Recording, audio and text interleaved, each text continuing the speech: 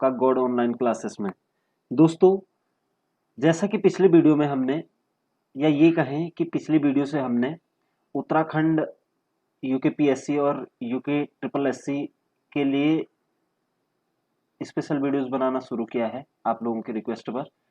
तो उसी क्रम में आज ये दूसरा वीडियो है और इस वीडियो में हम उत्तराखंड के प्राचीन इतिहास को ही देखेंगे, लेकिन इसके अंतर्गत हम क्या देखेंगे, जो उत्तराखंड में प्राचीन काल में किस तरीके से वंशों का, या ये कह सकते हैं कि किस प्रकार की वंश यहाँ पर आए और उन्होंने यहाँ पर राज किया। तो दोस्तों, इसी पर आज मैं चर्चा करना चाहता हूँ आप लोगों के साथ।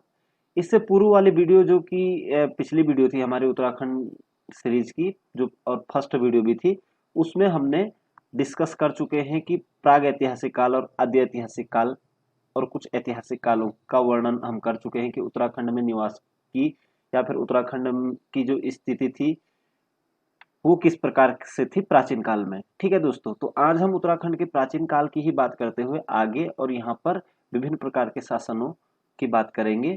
तो आइए बात करते हैं उत्तराखंड के शासन और प्रशासन की दोस्तों। ठीक है दोस्तों, तो जैसा कि आप लोग यहाँ पर सबसे पहले देख ही पा रहे हैं दोस्तों कि जो हमारे सामने सबसे पहला जो वंश के रूप में आ रहा है वो आपका आ रहा है, यहाँ पर आप देख सकते हैं, कुड़िंद शासक। ठीक है दोस्तों, आपको थोड़ा सा कुड़िंद शासन पर जाने से पहले एक चीज क्लियर करा देना चाहूंगा, क्योंकि साक्ष्य पूर्ण रूप से न मिलने के कारण उत्तराखंड के विभिन्न वंशों की जानकारी विद्वानों को अभी तक प्राप्त नहीं हो पाई है। लेकिन जो भी जितने भी विद्वान हैं उन्होंने अपने शोध के आधार पर ये माना है कि अगर पहली शासन करने वाली जो पहली राजनीतिक शक्ति थी जो उत्तराखंड में शासन करने वाली पहली जो राजनीतिक शक्ति थी उसे कुड़िंद शासकों के रूप में माना है। दोस्तों, आपको यहाँ पर एक चीज जानकारी लेनी होगी, जो कुड़िंद जो शासन था वो दूसरी ईस्वी पूर्व की बात है, ईस्वी पूर्व यानी कि दूसरी सदी ईस्वी पूर्व की बात है, और यहां से चलाइए तीसरी शताब्दी तक, तीसरी शताब्दी तक। ठीक है दोस्तों, तो यहां पर आपको मान के चलना है इनका लगभग 500 सालों तक, दूसरी शताब्दी ईस्वी पूर्व, ये शताब्दी है दोस्तों। ठीक है, तो यहां पर आपको थोड़ा सा ये जानकारी लेके चलनी है, दूसरी शताब्दी ईस्वी पूर्व से तीसरी शताब्दी यानी कि ईस्वी तक। ठीक है ना, तो लगभग अगर हम देखें बात करें तो इनका जो राजकाज यहाँ पर जो चलता है वो 500 वर्षों का होता है कुड़िंद शासकों का। ठीक है दोस्तों, प्रारंभ में कहा जाता है कि विभिन्न विद्वानों का मत है कि कुड़िंद कौन थे, इनके बारे में स्पष्ट जानकारी तो अभी तक प्राप्त नहीं हुई है, लेकिन ये माना जाता है कि जो प्रारंभ में जो ये कुड़िंद लोग थे ये मौर्यों के क्या थे, मौर्य वंश आप इतिहास में पढ़ोगे। ठीक है, तो जो मौर्य वंश था उसके अधीन ये शासन करते थे। ठीक है, और कहा जाता है कि उसके बाद मौर्यों और शुंग वंश का जब पतन हुआ तो उसके बाद यहाँ पर यवनों का राज चला, यानी कि इंडो बैक्टीरियन यहाँ पर आए हमारे देश में, और उनको उनके पतन के बाद कुड़िंदों ने अपनी शक्ति अर्जित करी और एक राजवंश के रूप में चलाया। कहा जाता है पंजाब, हरियाणा और उत्तराखंड के पहाड़ी इलाकों में इन्होंने शक्ति प्राप्त करी और यहाँ पर इन्होंने शासन कार्य प्रारंभ किया। तो आप सबसे पहली बात तो अपने माइंड में ये रख लीजिए कि अगर आपसे प्रश्न ये उठता है कि उत्तराखंड में शासन करने वाली पहली राजनीतिक शक्ति कौन थी, तो आप कहेंगे कुड़िंद थी, कुड़िंद राजवंश या फिर कुड़िंद शासक ये कह सकते हैं। ठीक है, आगे आपको यहाँ पर जैसा कि दिखाई दे रहा है अशोक के कालसी अभिलेख, कल भी हमने इस पर चर्चा की है। अशोक का जो कालसी अभिलेख है उसमें उत्तराखंड से रिलेटेड जानकारी प्राप्त होती है। ठीक है, तो क्या कहा गया है, अशोक के कालसी अभिलेख से ज्ञात होता है कि कुड़िंद प्रारंभ में मौर्यों के अधीन थे। ठीक है दोस्तों, ये चीज मैं आपके सामने स्पष्ट कर चुका हूँ। कुड़िंद वंश का सबसे शक्तिशाली राजा अमोघ भूति था। तो दोस्तों ये चीज आपको क्लियर रखनी है कि अमोघ भूति जो था वो कुड़िंद वंश का सबसे शक्तिशाली राजा था। ठीक है, अब यहाँ पर आपको थोड़ा से क्लियर करना होगा, क्योंकि जो ये अमोघ भूति है यहाँ पर विद्वानों के अपने अलग अलग मत हैं। कई लोग कहते हैं कि अमोघ भूति कोई राजा नहीं था, बल्कि क्या था, एक पदवी थी कुड़िंदों की, ठीक है। जो राजा होता था तो उसे पदवी दी जाती थी अमोघ भूति की, ठीक है। क्योंकि इस अमोघ भूति के नाम से यहाँ पर क्या चले थे, सिक्के चले थे। लेकिन बहुत सारे जो विद्वान हैं, ज्यादातर विद्वानों का मानना यही है कि जो कुड़िंद वंश का जो शक्तिशाली राजा था वो अमोघ भूति था, ठीक है। जब यवन यहाँ से गए या फिर यवनों का उत्कर्ष हुआ यहाँ पर, तो उसके बाद अमोघ भूति ने जो उत्तराखंड जो क्षेत्र है हमारा, यहाँ पर इसने शक्ति प्राप्त की और यहाँ पर शासन किया और अपने नाम की क्या चलाए, सिक्के चलाए। तो अमोघ भूति के सिक्के, क्योंकि जो ये दोस्तों जो ये कुड़िंद जो राजवंश है, एक तो कालसी का जो हमारा अभिलेख है, इससे हमें थोड़ा सा कुड़िंद राजवंश के बारे में जानकारी मिलती है, और दूसरा हमें मुद्रा शास्त्र यानी कि न्यूमिस्मेट्रिक्स बोलते हैं, यानी कि जिसमें सिक्कों का अध्ययन किया जाता है। जो सिक्के होते हैं उनका अध्ययन किया जाता है, तो उसे न्यूमिस्मेट्रिक्स कहा जाता है दोस्तों, न्यूमिस्मेट्रिक्स। आप लोगों को क्लियर करना होगा ये चीज कि न्यूमिस्मेट्रिक्स के अंतर्गत किसका अध्ययन किया जाता है, तो मुद्रा शास्त्र, मुद्रा का मतलब पैसा, यानी कि इसके अंदर सिक्कों का अध्ययन किया जाता है। जो पुराने सिक्के होते हैं न्यूमिस्मेटिक्स के अंदर, उनका अध्ययन किया जाता है। तो जो दूसरी सदी से लेकर पांचवी मतलब दूसरी सदी ईस्वी पूर्व से लेकर तीसरी शताब्दी तक के जो बीच के जो सिक्के मिले हैं, उनमें ये देखा गया है कि दो तीन प्रकार के सिक्के मिले हैं। इनको हमने एक तो जो हमारे यहाँ पर जो राजा जिसका नाम हम अमोघ भूति बोल रहे हैं, विद्वानों ने जो बांटे हैं जो सिक्के, वो एक अमोघ भूति प्रकार के सिक्के माने हैं, एक अल्मोड़ा प्रकार के सिक्के माने हैं, ठीक है दोस्तों, और एक है चित्रेश्वर प्रकार के सिक्के, ठीक है। तो चित्रेश्वर प्रकार के सिक्के, अल्मोड़ा प्रकार के सिक्के और अमोघ भूति प्रकार के सिक्के, तो कहा क्या होता है कि इन सिक्कों में काफी समानता होने के कारण, ठीक है, ये कहा जाता है कि यहाँ पर ये सारे कुनिंद वंश के ही क्या रहे, सिक्के रहे। बाकी इसके अतिरिक्त ज्यादा जानकारी यहाँ पर नहीं मिलती है सिक्कों के अलावा। सिक्कों से ही विद्वानों ने अपने मत निकाले हुए हैं कि कुड़िंदों का यहाँ पर शासन रहा और पहली राजनीतिक शक्ति के रूप में उन्होंने यहाँ पर क्या किया था, शासन किया था दोस्तों। तो यहाँ पर एक दो चीजें क्लियर हो जानी चाहिए कि कुड़िंद जो शासक हैं उसका प्रमाण हमें किन से मिलता है, तो आप कहेंगे मुद्रा शास्त्र से। ये इंपॉर्टेंट प्रश्न है, क्योंकि मुद्रा शास्त्र ही है, क्योंकि उनके टाइम के जो सिक्के मिले थे उनके ही आधार पर विद्वानों ने अपने मत दिए हैं, ठीक है दोस्तों। उसके बाद दोस्तों देखिए, अमोघ भूति की मृत्यु के बाद उत्तराखंड के मैदानी भागों पर शकों ने अधिकार कर लिया था। तो शक जो लोग थे वो भी यहाँ पर क्या आए, शकों का अधिकार हुआ। उसके बाद शकों के बाद तराई वाले भागों में कुषाणों ने भी अधिकार कर लिया, कुषाण शासक भी यहाँ पर आए हैं, लेकिन ज्यादा इनके वो नहीं मिले हैं, प्रमाण नहीं मिले हैं दोस्तों, ठीक है। उसके बाद उत्तराखंड में योधेयों के शासन का भी प्रमाण मिलता है। इनकी मुद्राएं जोनसार बाबर तथा लेंसडोन पौड़ी से प्राप्त हुई है। तो ये योधेय शासक हैं, कई लोग योधेय को कुणिंद ही मानते हैं, ठीक है। कई विद्वानों का ये मत है कि जो योधेय थे वो कुणिंद ही थे, ठीक है। और इनके जो इन्होंने अपने नए सिक्के चलाए होंगे, तो इनके जो सिक्के जो मिले हमें वो जोनसार बाबर क्षेत्र और लेंसडाउन से प्राप्त हुए दोस्तों। तो ये चीज आपको क्लियर कर लेनी चाहिए कि योधेय जो सिक्के थे वो कहाँ से प्राप्त हुए हैं, जोनसार बाबर क्षेत्र जो देहरादून का है, और लेंसडाउन का जो पौड़ी है, लेंसडाउन जो कि पौड़ी जिले में है, तो यहाँ से मिलता है। उसके बाद बाढ़वाला यज्ञ वेदिका का निर्माण सीलवर्मन नामक राजा ने किया था। सीलवर्मन को कुछ विद्वान कुड़िंद तो वो कुछ योधेय मानते हैं। तो यही चीज है यहाँ पर ये क्लियर की योधेय बाढ़ वाला यज्ञ वेदिका का जो निर्माण किया गया था वो किसके द्वारा किया गया था, सीलवर्मन। तो ये प्रश्न भी यहाँ पर बहुत ज्यादा, यज्ञ वेदिका बनाई गई थी बाढ़वाला में, ठीक है। तो बाढ़वाला यज्ञ वेदिका का निर्माण कहाँ पर किया गया है, ये किसके द्वारा किया गया है, सीलवर्मन के द्वारा किया गया है, ठीक है दोस्तों। तो ये सीलवर्मन को कुछ विद्वान क्या मानते हैं, कुणिंद मानते हैं, और कुछ योधे, क्योंकि सिर्फ सिक्के ही मिले हैं, बाकी और चीजों की पुष्टि नहीं की गई है, इसलिए यहाँ पर ये असमानता आई हुई है दोस्तों, ठीक है। तो कुणिंद शासक को आपने पढ़ा, यहाँ पर आपने देखा कि उत्तराखंड की जो पहली शासन करने वाली जो राजनीतिक शक्ति थी वो कुणिंद शासक थी, ठीक है। और उनका सबसे शक्तिशाली जो राजा था वो क्या था, अमोघ भूति, तो आपसे प्रश्न यही किया जा सकता है कि अमुकभूति किस वंश का शासक था, तो आप कहेंगे कुणिंद वंश का शासक था। ठीक है, उसके बाद यहाँ पर शकों का आक्रमण हुआ, उसके बाद कुषाणों का आक्रमण हुआ। ठीक है दोस्तों, योधेय का शासन के प्रमाण भी मिलते हैं। कई लोग योधेयों को भी क्या मानते हैं, कुणिंद ही मानते हैं।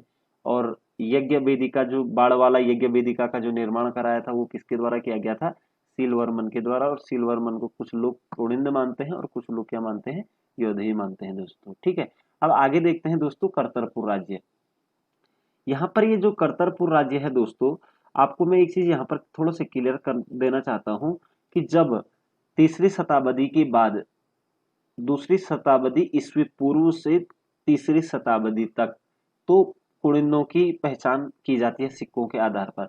लेकिन तीसरी सदी से, ठीक है दोस्तों, 7वीं सदी तक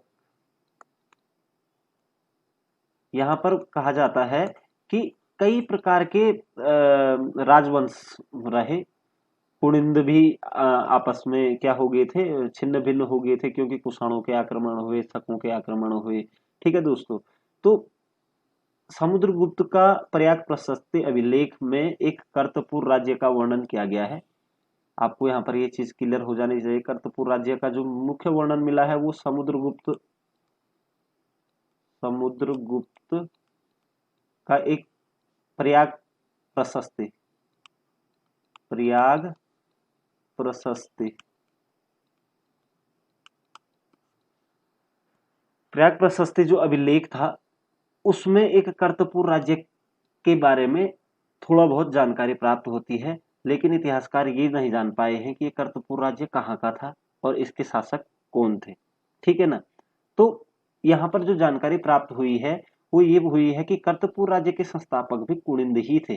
तो कहा जाता है कि जो कर्तपुर राज्य है इसके संस्थापक भी कौन थे, कुणिंद थे। कर्तपुर में उत्तराखंड, हिमाचल प्रदेश तथा रोहिलखंड का उत्तरी भाग शामिल था। रोहिलखंड उत्तर प्रदेश में आता है, तो हिमाचल प्रदेश, उत्तराखंड और रोहिलखंड का उत्तरी भाग सम्मिलित था। ठीक है, कर्तपुर के कुणिंदों को पराजित कर नागों ने उत्तराखंड पर अपना अधिकार किया। देखो दोस्तों, यहाँ पर उसके बाद नाग जाति के लोग आए और उन्होंने अपना यहाँ पर क्या किया, कर्तपुर के जो कुणिंद थे, कर्तपुर के जो कुणिंद थे उनको पराजित करके नाग जाति यहाँ पर आई और उन्होंने यहाँ पर शासन किया। तो इसके प्रमाण भी यहाँ पर मिलते हैं, जैसे बेरी नाग और ये जो पिथौरागढ़ वाला जो क्षेत्र है यहाँ पर के क्षेत्र इनसे मिलते जुलते हैं। ठीक है, उसके बाद नागों के बाद कन्नौज के मोखरियों का भी ने भी उत्तराखंड पर क्या किया, शासन करने के प्रमाण हल्के फुल्के मिलते हैं। मोखरी वंश का अंतिम शासक ग्रहवर्मा था। ठीक है, मोखरी वंश का अंतिम शासक कौन था, ग्रहवर्मा था।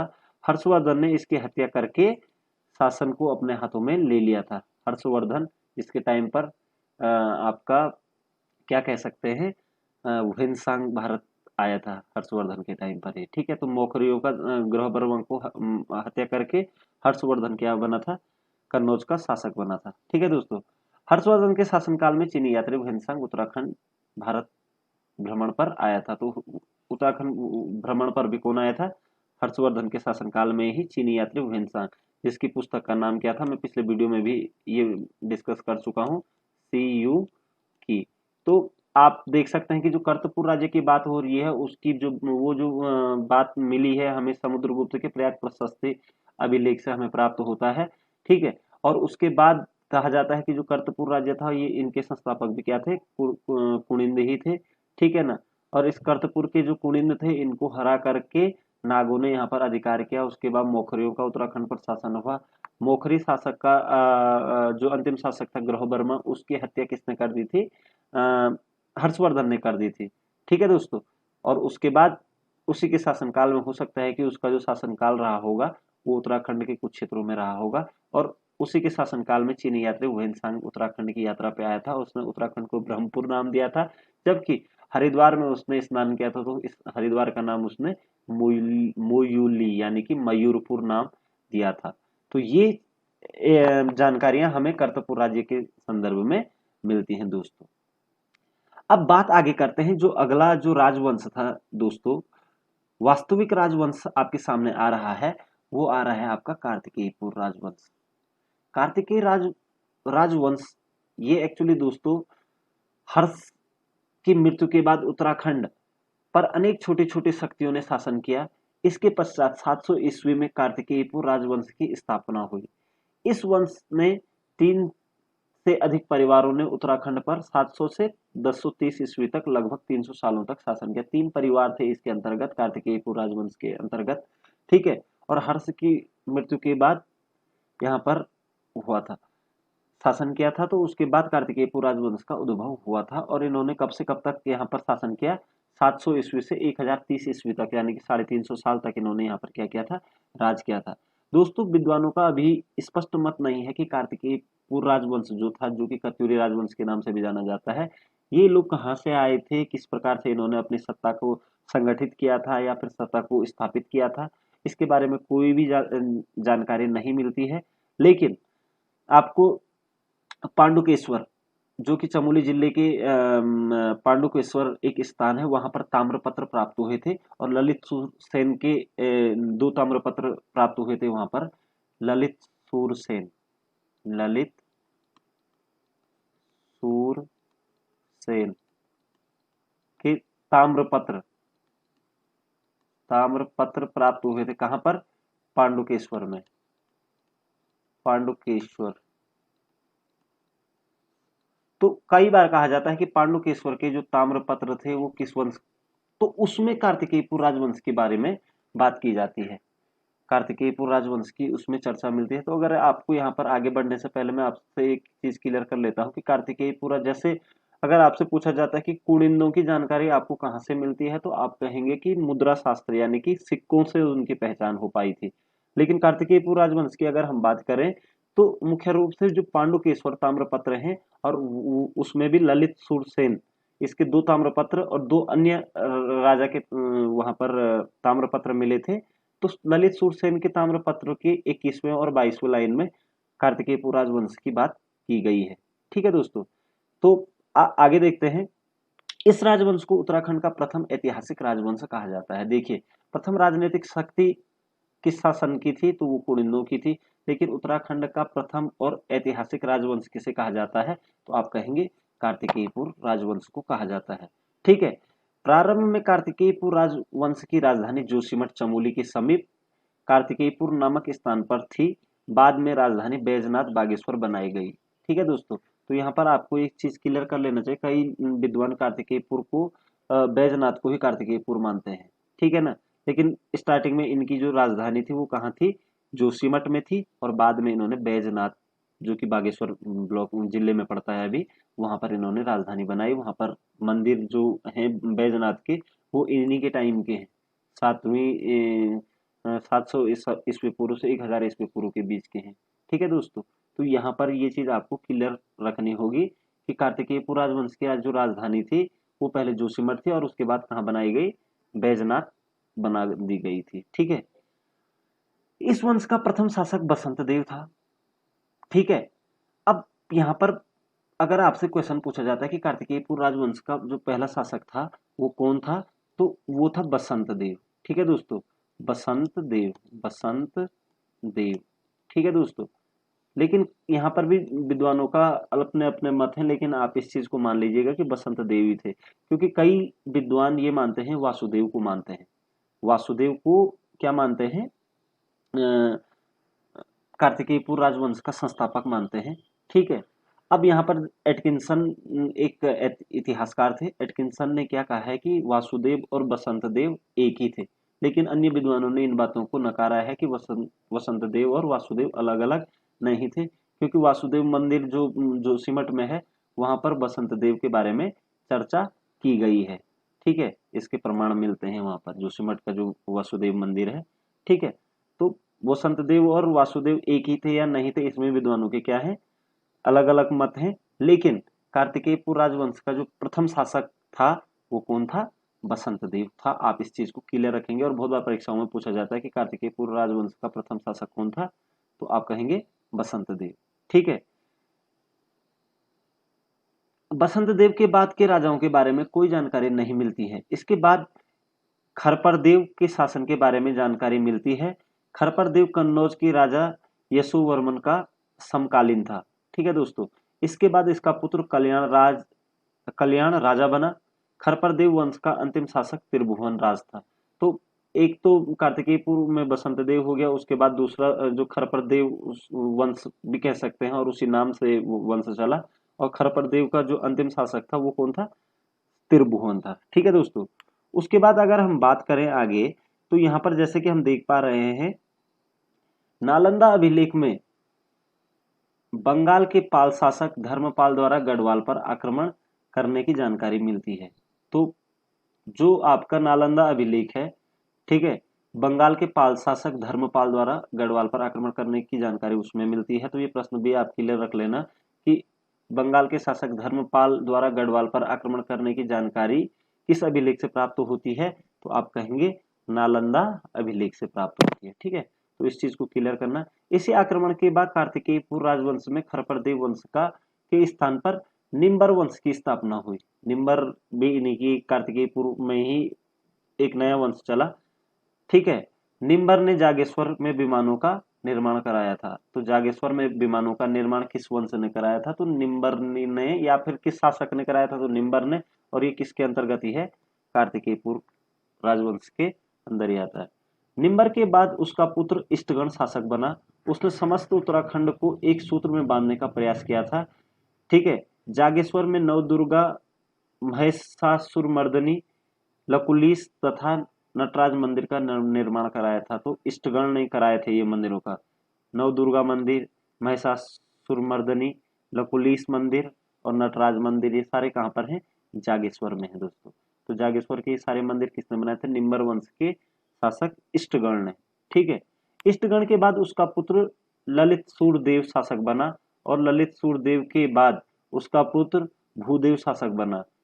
ठीक है, इसने बौद्ध धर्म का विरोध किया तथा बैजनाथ मंदिर का निर्माण में सहयोग दिया। तो ये जो आपका भूदेव था, इसने इसके टाइम पर ही क्या बना था? जो ये बैजनाथ का जो मंदिर था वो इसी के टाइम पर बना हुआ है, भूदेव।